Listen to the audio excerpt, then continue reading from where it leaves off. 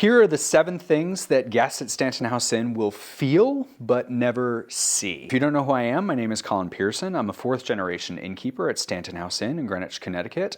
And here is what I call our 7 Strata, which is an odd word, admittedly, but it is kind of the definition of our strategy as a business. And it has, I can say definitively, 7 years after coming up with it, made all the difference for us as a business. So the background of the Strata is actually an idea from a book called Duct Tape Marketing, which is by John Jansch. It's a very good book. The tactics are a little outdated at this point because it's very heavily focused on internet marketing in 2009, but a lot of the ideas behind it were super helpful for us in kind of getting an idea on paper or, Word doc of who we are as a business, what defines us, what separates us, what differentiates us in the market. One of the things that I always do when a new team member joins is kind of walk them through this and kind of give them an understanding of who we are, what our raison d'etre is as a business, and where they fit into that whole story. The first thing that we focus on is kind of what words we want to own. And by that, I don't necessarily mean we, copyright them or something like that. I just mean that the people that we want to think of us and are in, when they think of these terms, they automatically think of us. And that process is a very slow process. Obviously, we're 7 years in and we're still working on that, but it is definitely something that has been a guiding principle for us. So we have 3 terms that we try to be the best version of, and they are in order: Greenwich, Connecticut bed and breakfast, Connecticut bed and breakfast, and New England bed and breakfast. So a lot of geographical terms, and they're tied to our identity as a bed and breakfast inn. And so, of course, Greenwich is pretty easy. We're the last one. The next kind of challenge, which is obviously a bit broader and has way more competition, is Connecticut bed and breakfast. And so that's kind of something we've been working on for years now. And we haven't quite worked towards tackling New England bed and breakfast because that is such a big area and because there's so many really fantastic businesses. But obviously that's a way easier thing to target than Northeast bed and breakfast or America in general, of course. But it also presents competition. I feel very strongly that one of the best elements of the American economy is the amount of competition there is.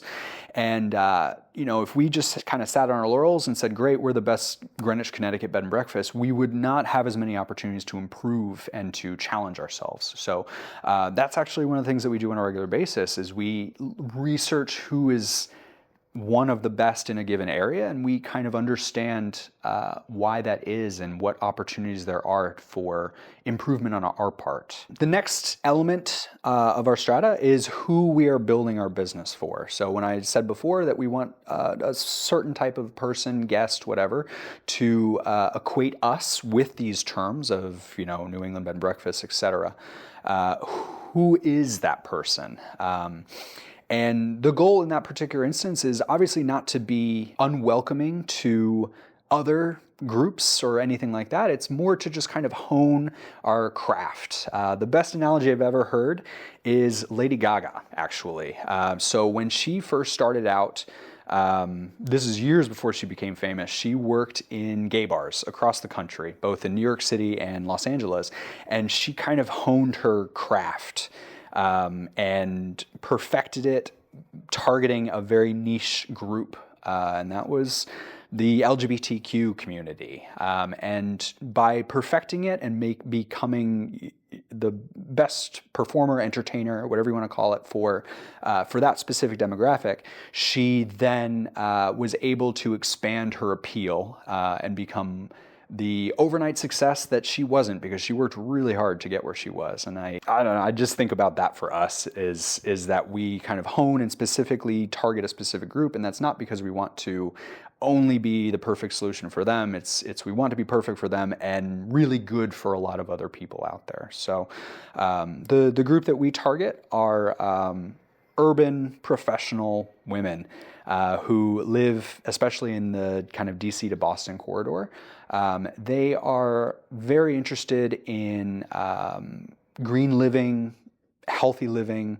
They're also very interested in kind of finding quiet, charming getaways that are close to where they are. Honestly, the way we decided on that, but that was an imperial we, it was me, was I went into our analytics years and years ago and just kind of researched what the people who already stay with us, who they are, kind of what unified them as a group, and then I kind of pictured and picked out some of our guests that we'd love to host and whether they fit that demographic or not.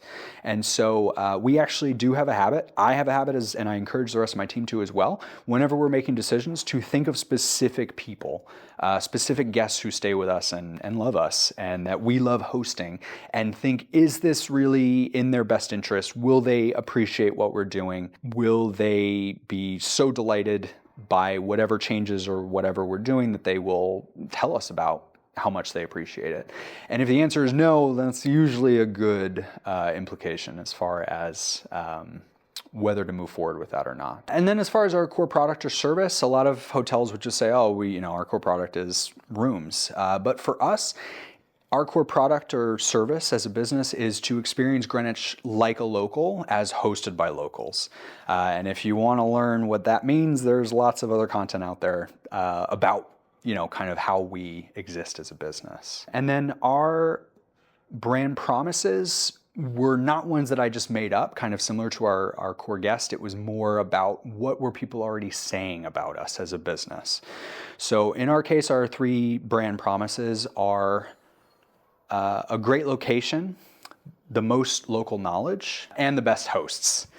We put a lot of effort into training, developing our team, and making sure that it doesn't matter who you're staying with, you feel like you're staying with the owner, and that they have a sense of ownership and are empowered to do everything they can to take good care of you while you're here. And then as far as how we measure our own effectiveness as a business, a lot of hotels kind of measure based off of profit per room, but in our case, we measure profit per guest.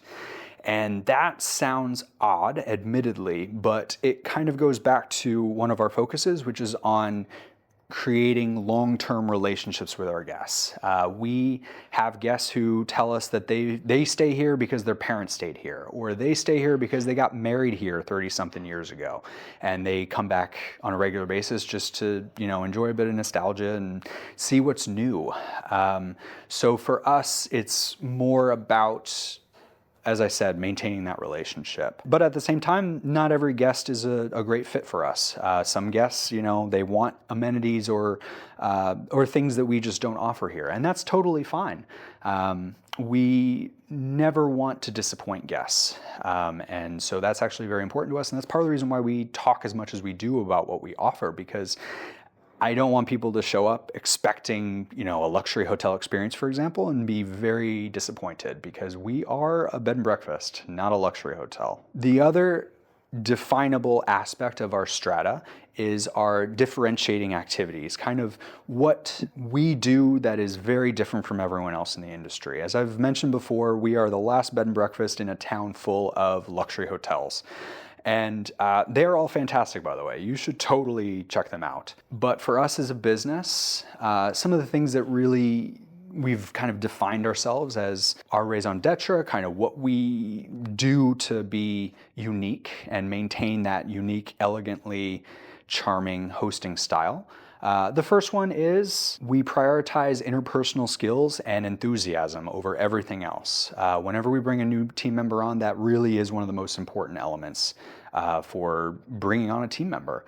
We can train all kinds of stuff, and we've gotten pretty good at that, but you cannot train attitude. If someone doesn't have the enthusiasm and the excitement and the desire to learn and grow, you can't force that into people. And so that's really the most important part for us as far as bringing on team members, and that's definitely something that guests gravitate to while they're here. The other differentiating activity that I alluded to before is that we prioritize building long-term relationships with guests as much as possible. Of course, we're happy to host you if this is your one time passing through New England or the Northeast and you just want to experience the place for yourself.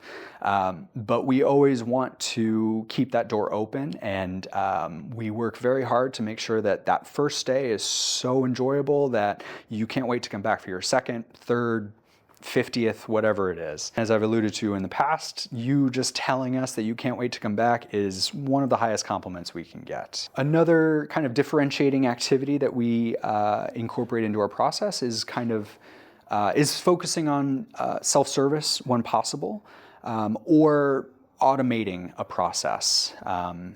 As I've alluded to before, we are very intentional as far as the boundaries that we set for our team and making sure that they can maintain a certain level of work-life balance. Another differentiating activity that we incorporate into our process is kind of to reiterate, you're staying at a friend's home or a relative's home.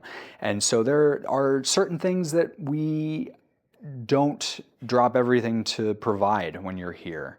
There are certain things that, if you're expecting a full service spa and 24-hour front desk and all the trappings of a luxury hotel where somebody is readily available to do whatever it is you need them to do or want them to do at any given hour, that's just not us. And that's totally fine. Some people really need that and want that, and we are happy to make recommendations on other places to stay. But for us, as guests have commented in reviews and things like that, we are a boutique inn, and it is really more like a homestay than staying at a typical hotel.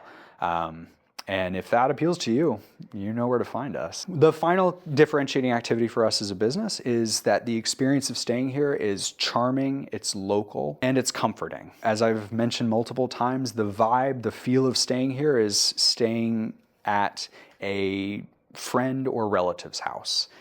Preferably your favorite is what we're going for. If you're curious about what that means, definitely watch our video about elegantly charming hosting, which is kind of our one phrase definition of our strategy. I'm mentioning things that we don't share on a regular basis. We don't tell guests. If they're curious, we'll talk about it for sure. But this is more something that we always keep in mind in the back of our heads as a team. And the whole goal is to ensure that you enjoy your experience. And that counts whether you are just, stepping in off the street because you're here for afternoon tea at Katie's Tea Room, or you're staying for a week or a month, whatever's bringing you to town. Our approach is making a guest feel at home. Visit us at our website, www.stantonhouseinn.com.